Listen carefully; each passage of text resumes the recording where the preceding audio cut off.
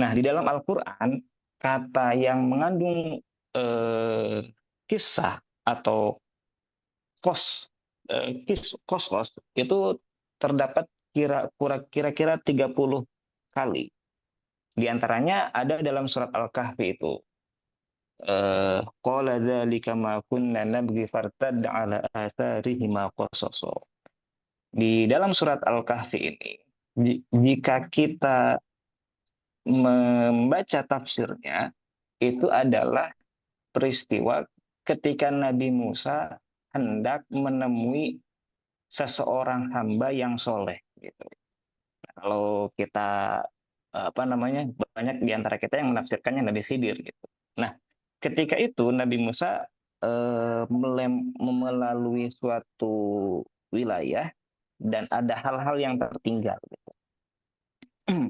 Lalu salah satu eh, sahabatnya ada yang tertinggal gitu. Nah kemudian eh, Nabi Musa itu kan ingin sekali bertemu dengan hamba Allah yang soleh itu atau Nabi Khidir itu. Kemudian singkat cerita di tengah perjalanan bekal yang dibawa oleh Nabi Musa dan pembantunya itu terlepas. Setelah mengetahui itu, Nabi Musa kemudian mengikuti jejak yang telah ia lalui sebelumnya. Dan kemudian Nabi Musa bertemu dengan seseorang yang telah dianugerahi rahmat oleh Allah Subhanahu wa taala, yaitu ya Nabi Khidir itu. Nah, kemudian ada ayat yang lain ini juga berkaitan, ada erat kaitannya dengan Nabi Musa, yaitu ayat waqalat liukhtihi qussi. Ketika ibundanya Nabi Musa saat Nabi Musa masih dalam bayi, kemudian ada ancaman dari tentaranya Firaun bahwa Nabi Musa itu akan dibunuh karena Nabi Musa adalah seorang bayi laki-laki dari kalangan Bani Israel. Kemudian ibundanya Nabi Musa itu eh, mendapatkan wahyu dari Allah Subhanahu wa taala. Ini jangan diartikan wahyu kayak wow berarti ada nabi perempuan. Kita nggak bahas itu. Pokoknya redaksi ayatnya begitu. Nah, ketika itu Nabi Musa dihanyutkan ke Sungai Nil, ibundanya Nabi Musa berkata kepada saudarinya Nabi Musa, "Waqalat li ukhtihi qussi," katanya. Eh, dan ibunda Nabi Musa berkata kepada saudara perempuannya, ikutilah jejaknya. Nah, berarti secara bahasa bahwa kisah itu dia mengikuti jejak. Ada cerita-cerita, ada kisah-kisah, ada peristiwa-peristiwa yang terjadi di masa lampau untuk kita pelajari sehingga kita bisa mengikuti jejaknya. Jika aktor yang ada dalam Al-Quran itu adalah aktor-aktor yang baik, maka kita mengikuti jejaknya, berusaha menjadikan ia menjadikan ia teladan kita. Tapi jika aktor-aktor yang ditampilkan dalam Al-Quran itu adalah aktor-aktor antagonis, dia adalah seorang yang zalim, itu menjadikan peringatan bagi kita agar kita tidak melakukan hal yang sama. Sehingga kita tidak akan mendapatkan azab yang sama juga dengan pelaku orang-orang yang zalim yang dikisahkan dalam Al-Quran itu. Oke, baik, next. Oke, di sini saya tulis ada unsur-unsur kisah. Yang pertama ada intrinsik, yang kedua ada ekstrinsik. Sebetulnya ini unsur secara umum penuturan cerita, baik itu kisah, baik itu sejarah, baik itu yang sifatnya hikayat, baik itu real ataupun fiksi. Unsur intrinsik, kalau kita pernah belajar bahasa Indonesia, saya kira ini teman-teman sudah paham. Ada tema, alur, latar, tokoh, gaya bahasa, dan amanat. Kemudian ada unsur ekstrinsik yang tidak ada di dalam teks kisah itu. Di antaranya adalah latar belakang penulis, kemudian ada norma atau nilai yang diambil dari kisah yang tertulis itu. Nah, sementara kisah dalam Al-Quran, banyak orang yang memiliki pandangan yang berbeda-beda tentang unsur kisah itu sendiri. Di antaranya misalnya Prof. Rosihun Anwar itu mengatakan bahwa kisah dalam Al-Quran itu mengandung unsur pelaku, peristiwa, dan dialog. Jadi ada 3 unsur itu saja.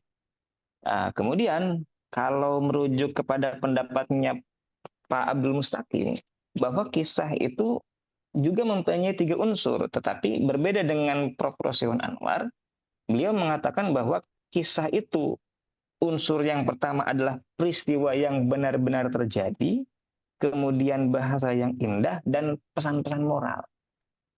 Nah, dari 2 pendapat ini, kemudian saya menarik kesimpulan bahwa sebetulnya unsur kisah itu ada 2 saja. Kalau misalnya Pak Prof. Abdul Mustaqim mengatakan bahwa dengan gaya bahasa yang indah, ya memang dari awal Al-Quran bahasanya indah. Gitu. Terus kemudian kalau misalnya peristiwanya harus benar-benar terjadi, ya memang Al-Quran menyampaikan peristiwa-peristiwa di dalamnya adalah sesuatu yang beneran terjadi. Maka dari pendapat-pendapat itu saya mengambil kesimpulan bahwa unsur kisah itu sejatinya hanya ada 2 saja. Yang pertama peristiwanya, yang kedua ibrohnya. Kalau peristiwa itu masuk ke dalam unsur intrinsiknya, kalau ibrohnya itu masuk ke dalam unsur ekstrinsiknya. Karena kita sedang dituntut untuk mencari norma atau nilai yang ada dalam kisah tersebut. Tetapi unsur peristiwanya itu tidak mengikat. Terkadang alurnya maju mundur. Terkadang alurnya maju terus gitu. Terkadang juga yang cerita atau kisah yang disampaikannya pendek. Terkadang pula kisah yang disampaikannya itu panjang gitu. Kenapa kok di Quran itu variatif sekali? Ada yang panjang, ada yang pendek, ada yang alurnya maju mundur, ada yang tidak disebutkan identitasnya dan lain-lain. Jawabannya sederhana, karena Al-Quran itu bukan kitab sejarah. Al-Quran itu adalah hudan linnas, penunjuk bagi manusia. Ketika Al-Quran difokuskan untuk mencari urutan peristiwanya, justru malah mengaburkan pesan-pesan yang ada dalam Al-Quran itu sendiri. Gitu. Oke, baik, lanjut, next.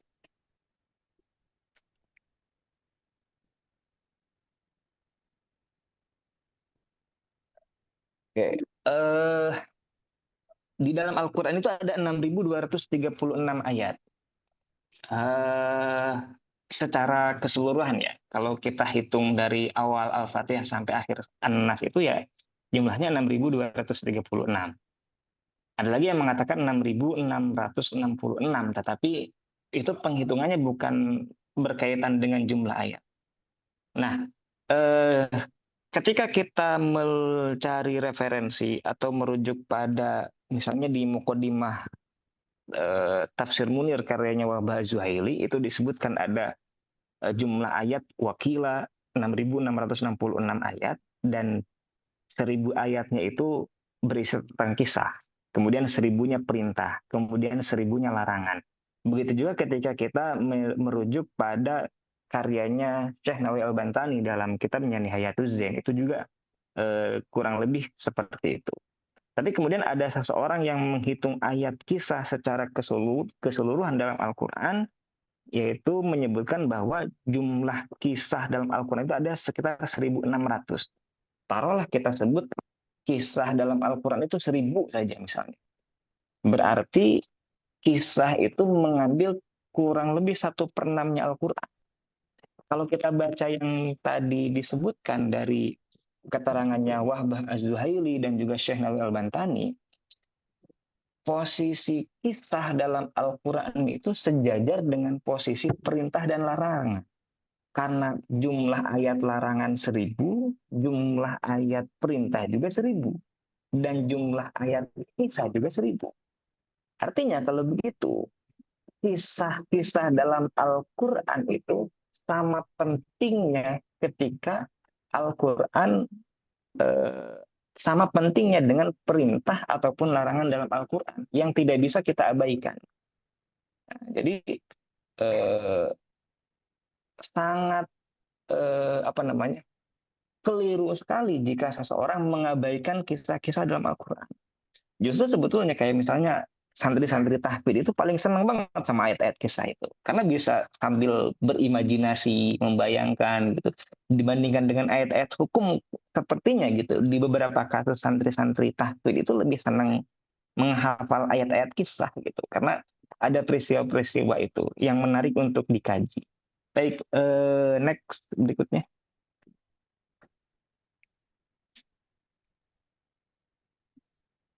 Oke, macam-macam kisah dalam Al-Quran. Yang pertama ada kisah berdasarkan pelakunya. Kisah berdasarkan pelakunya ini meliputi di antaranya adalah kisahnya para nabi. Baik itu berupa dakwahnya, kemudian mukjizatnya, sikap orang-orang yang menerima dan memusuhinya, kemudian akibat orang yang menerima dan memusuhinya. Nah, itu berdasarkan pelakunya. Di antaranya adalah kisahnya para nabi. Contoh misalnya kisahnya Nabi Nuh, kisahnya Nabi Ibrahim, Nabi Musa, Nabi Isa, dan lain-lain. Kemudian kisah berdasarkan pelakunya juga ada yang diceritakan dalam Al-Quran, tetapi tidak bisa dipastikan apakah sosok yang dikisahkan dalam Al-Quran itu nabi atau bukan. Tapi namanya disebut.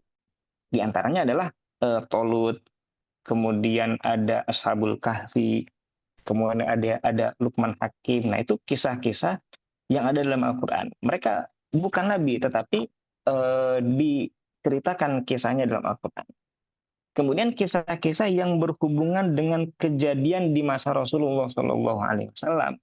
Di antaranya adalah kisah yang berkaitan tentang perang Badar, kisah yang berkaitan tentang perang Uhud, di mana perang Badar misalnya Allah menambahkan 3.000 malaikat, kemudian Allah menambahkannya lagi 5.000 malaikat.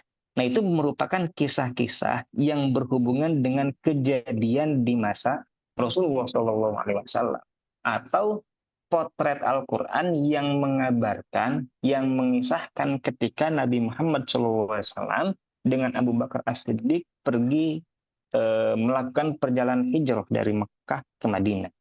Ketika itu di dalam gua ada ceritanya, itu kan dalam Al-Quran diabadikan. Gitu. Makanya yang paling Abu Bakar As-Siddiq itu adalah satu-satunya sahabat Nabi yang kemudian ditasbihkan namanya, dikukuhkan namanya dalam Al-Quran sebagai sahabat Rasul. Nah, itu disebutkan dalam Al-Quran. Nah, kemudian kisah berdasarkan jumlah ayatnya. Tentu ya kalau berbicara jumlah ayatnya, kita bagi 3 saja. Yang pertama panjang, yang kedua sedang, yang ketiga pendek gitu kan. Nggak usah repot-repot gitu. Nah, ayat-ayat yang panjang, kisah yang jumlahnya ayat panjang, itu hanya beberapa kisah para nabi saja. Di antaranya kisah Nabi Musa, itu sangat panjang sekali.